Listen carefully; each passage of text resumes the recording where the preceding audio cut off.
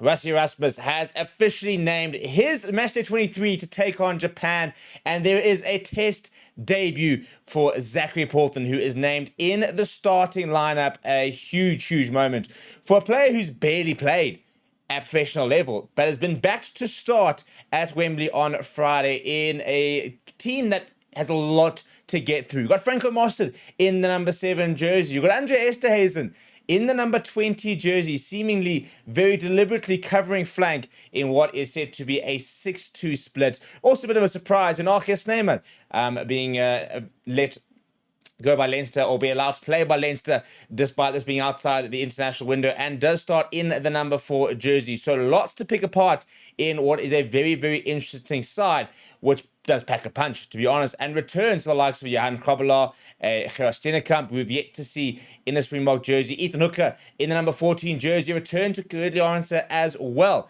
Before we get into the side, please do smash a like on the video. Please do subscribe to the channel as well. Right, that is the side that Rassie Erasmus has picked. Let's go through it, shall we? So, in the number 1 jersey, Oxen Chair packs down with Malcolm Marx and Zachary Porthen. What a moment. And I tell you, not somebody who I think at the beginning of the year we were expecting to see a debut from. Of all the debutants we have seen this year, I don't think anybody would have had him in their bingo card. But a huge opportunity for him and a huge moment for the former Junior Bok, who has been highly rated by Rassie Erasmus for many years. He spoke about the fact a couple of years ago that they're looking at him as someone they believe they can kind of fast track into the team, and they're sticking by it, to be honest. Then Urayasu Snyman next to Louis Diago. We weren't sure if Urayasu Snyman was going to be available. The game does fall outside the test window, which meant that a lot of your non-South African URC players were potentially not going to be available, like a Jean-Claude Urayasu Snyman, for example. And it's really cool to see that he has been allowed to play and that he is starting in the number 4 jersey. Siya Kolisi will captain this side. In the number 6, Franco Mostert gets a return. We haven't seen him quite a while, and we'll start in the number 7 jersey. Is he now almost more of a number 7 than a number 5 for the Boks, given the fact that Runo Kia has kind of taken that number 5 jersey? Louis Diago, very much in the mix there as well. Gets an opportunity this weekend, but maybe talking about the fact that no one's really stepped up as a Peter Steff the Toy deputy, and maybe this gives a bit of insight into that sort of situation in particular. In the number 8 jersey, as expected, Jasper Wiese does get a start. You then got Cobus Reinach next to Sacha Feinberg-Mngomezulu in the 9-10 combo. Kurt-Lee Arendse and Ethan Hooker as your 2 wings, kind of as expected really in terms of Damian de Allende and Jesse Kriel, given the fact that we expected this to be very Japanese-based orientated in terms of the side itself. But very interesting to see that Cheslin Kolbe has been released at full back. And this was probably answering one of the big questions, really, with regards to the non-selection of another specialist fullback. We left Willie Leroux behind. We heard that there was an injury to Damian Willemse, which has probably been confirmed by this team selection. And we can just see that they are backing Cheslin Kolbe as a 15 option. Off the bench, Johan Krobelaar, Gerard Steenekamp, and Wilco Louw. Good to see Johan Krobelaar and Gerard Steenekamp back in the mix. Runo Kia, and then number 20, Andre Esterhuizen. Probably the other big selection is the fact that he has very blatantly been picked, in theory, as a flank for the weekend, which is a really big call. Kwagga Smith in number 21, Grant Williams number 22, and Miley Buck in the 23. It's a very strong side. I think it's a nice balance, to be honest.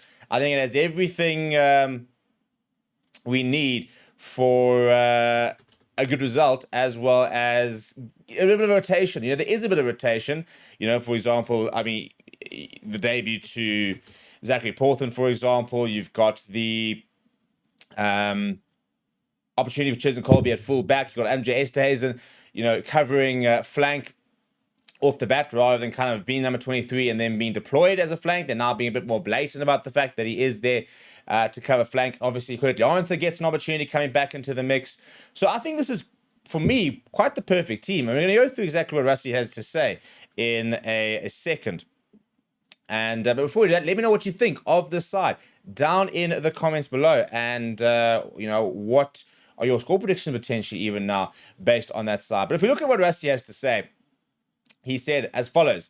He said 6 players in the group are currently plying their trade in Japan. And And we believe the experience of playing in the league and either with or against some of their players will be a bonus for us. But I'm sure Japan will also tap into the knowledge of these players as they prepare for the match itself. Speaking about Zachary Porthen, he says as follows. He says, obviously, he has a lot to learn this week, but we have experienced players in the squad who have been helping and guiding him. And we believe this is the right match to give him an opportunity to prove what he can do. At this level, you have to sink or swim. So although it will be challenging week for him to learn our structures, it'll also be a very exciting week for him. Speaking about Japan itself, he said they are a quality team and they have a top coach in Eddie Jones. So we have no doubt that they'll throw everything at us. They beat us in 2015 and they showed what a quality outfit they are in the first half of our 2019 Rugby World Cup quarterfinal against them. So we're expecting them to come out guns blazing. And I think he's right, to be honest. I think you'd be very silly to underestimate Japan. But if we look at this side, it's got everything you need. You know, it's got a really strong pack. The tight five's really good. Obviously, Zachary Porthen is going to be the player that's going to be, I won't say exposed, but under pressure. You know, he's the kind of unknown. And a big part of the sink or swim dynamic that Rassie Erasmus is speaking about is, can he cope at scrum time? You know, can he get that scrum dominance that a Volker Low would have gotten, for example, or Thomas du Toit would have gotten, or Nasin Tlabakanya or Netin Bashir, for example, would have gotten. Apart from that, you know, probably a little bit of pressure on Franco Mostert, a player who hasn't played much this year, you know, is getting a bit older, and he'll be under a bit of pressure to sort of show what he can still do. I personally thought he was very good in Cape Town against the Wallabies and fixed a lot of the issues we had in Johannesburg. So but it's a big opportunity for him. And then the other big one for me is Cheslin Kolbe at 15. Is this the start of something? Are we going to see this selection more often? Is he becoming, you know, is he going to throw his hat into the mix as a potential first choice or second choice fullback, given the fact that we just have so many wings all of a sudden? Ethan Hooker is becoming undroppable. You've got Kurt-Lee Arendse, who's got 21 tries in 27 games. You know, and that's not to even mention Edwin van der Merwe, who has had a fantastic start to his block career. So this Cheslin Kolbe at 15 there's a lot to pick apart in that selection itself. Off the bench, Andre Estes in the number 20. I mean, is this the full cycle? You know, he'll now officially cover flank. Is this just a literal mind games type of thing, you know, in terms of making them worry so much, and then they actually might deploy him at inside center? I think it'll also be interesting to see, even if he comes on at flank, how does he play? Will he still potentially be at first receiver off the back of lineouts and the likes of that? In terms of some stats, we have a 66.7% win percentage against Japan because we have only played them 3 times, in fairness. A big game here for Siya Kolisi. It is the 99th game, which means should he start next week against France, he will bring up his 100th at the Stade de France, a stadium where he's lifted the Rugby World Cup, the Webb Ellis Trophy. And that'll be quite a poetic way to do it, to be honest. Zachary Porthen will become Springbok number 953 on Saturday, whilst Jesse Kriel requires one more try to become a 100-point scorer for the Boks in his 84 tests. In terms of the caps in the side, there are 781 in the starting lineup, of which 316 are in the back line, 465 amongst the forwards, and a further 182 caps on the bench. The average caps per play in the back line, 45, in the forwards, 58, despite none from Zachary Porthen. The number of caps on the bench, 23 as an average. So for me, ticks all the boxes.